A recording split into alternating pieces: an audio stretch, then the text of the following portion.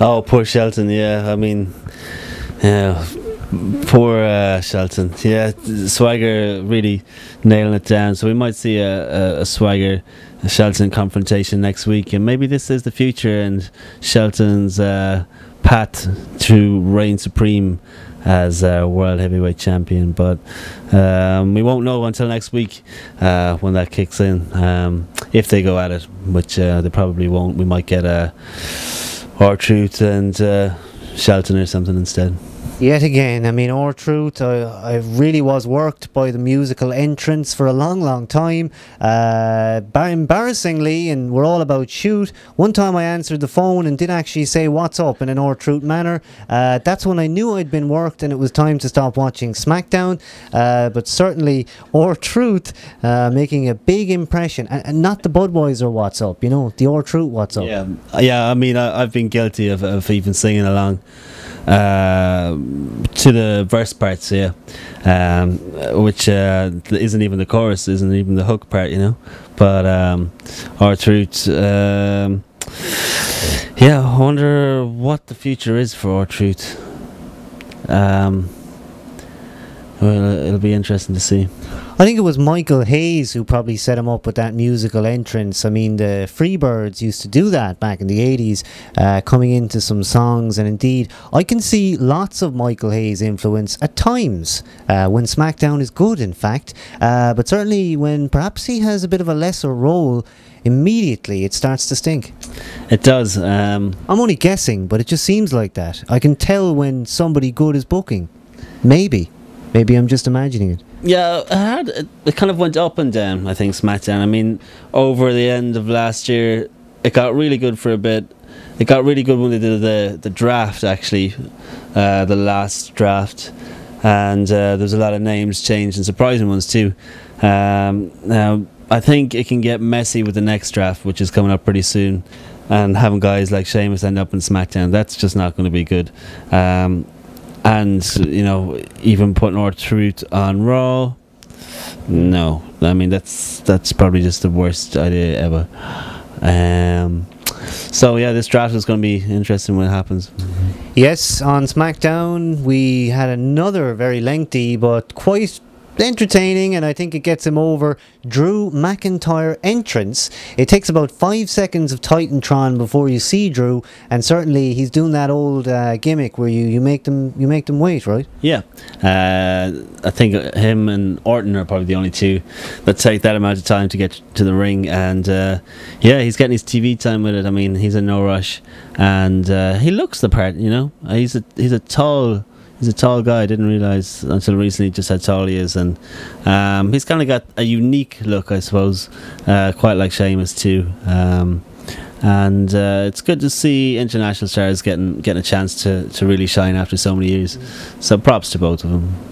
Dolph Ziggler took on the Great Khali as they resumed their feud. A couple of weeks ago they were going at it hell for leather, and Dolph Ziggler doing his best in that cat and mouse game.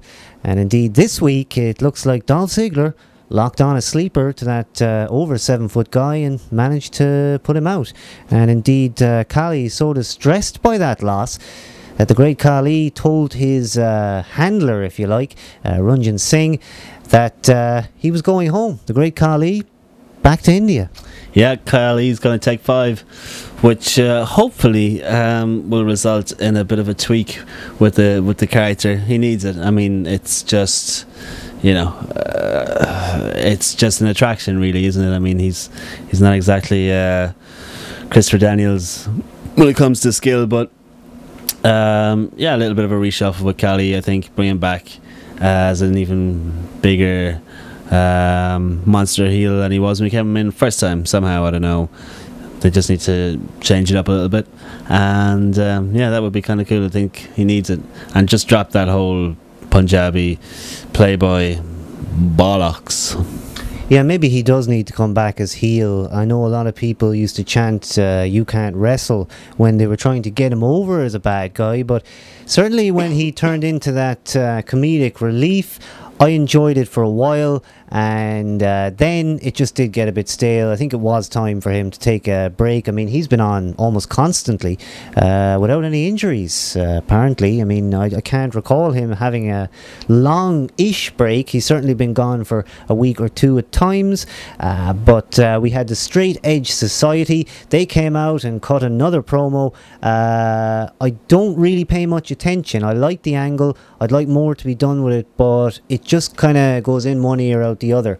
It's just kind of the same thing over and over, but perhaps I should pay a bit more attention. I mean, I haven't paid attention to Punk for weeks now, to be honest with you, because it's just probably not what I like to see. We had Lay Cool taking on Tiffany and Beth Phoenix in that Divas match there. Tiffany looking very good, as always. Yep. I like her in-ring gear. Yeah, she looks cool. Another thing then was Kane, who took on the entire NXT roster, and eventually the NXT roster decided that they would all club together. It took them a while, but indeed Kane coming out the worse for wear in that encounter. And then finally Chris Jericho begged Jack Swagger for that World Heavyweight Championship belt back. It looks like Swagger is going to have it, and indeed throughout this week's Smackdown, Swagger was looking confident, certainly has a new air of a champion about him, and indeed dissing everybody he meets in the locker room. It just feels like they're setting him up for that heel fall, and I'm not complaining. It's just the science of booking, right?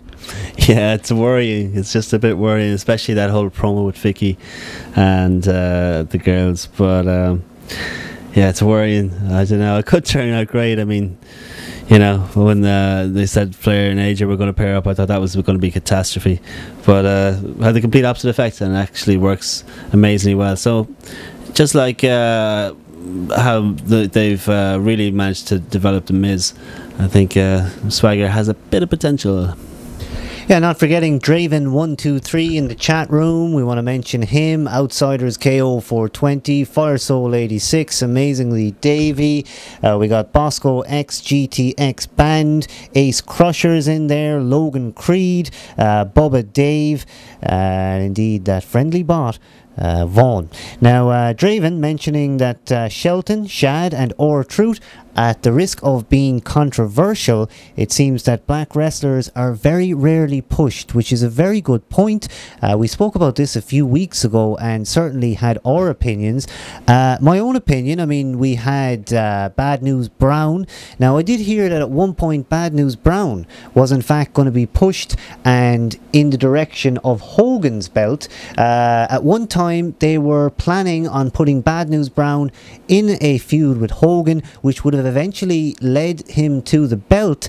And indeed they had that whole idea of the, you know, the power gimmick with the black glove, and indeed I would have liked to have seen that. Certainly at the time, I think we mentioned Booker T, he's been a champion, Ron Simmons as Farouk, but yeah, I mean, after that you have to start thinking who else comes to mind even now. I can't think of anyone who's had that belt. Yeah, Ezekiel Jackson, does that count with the ECW title? Good point. Probably not the greatest of examples, but nonetheless, it was controversial at the time. I remember when Ron Simmons won the WCW title around '93, and in a sense that you had never really seen, like we say, you know, a black person get that push. And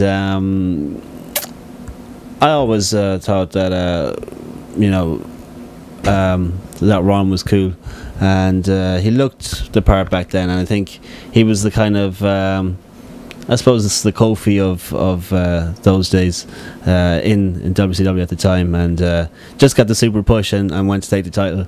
And I think someone like Kofi is very capable of doing it in WWE. You know, he's really over, and he's kind of likable, I suppose, as well. You know, and just some of them, knowing their kind of gimmick and backgrounds, really might prevent him, like R-Truth, from really getting to the top bracket, where Kofi's kind of an all-rounder and a bit more clean cut, I suppose, and a clean background. So maybe it's politics. Who knows?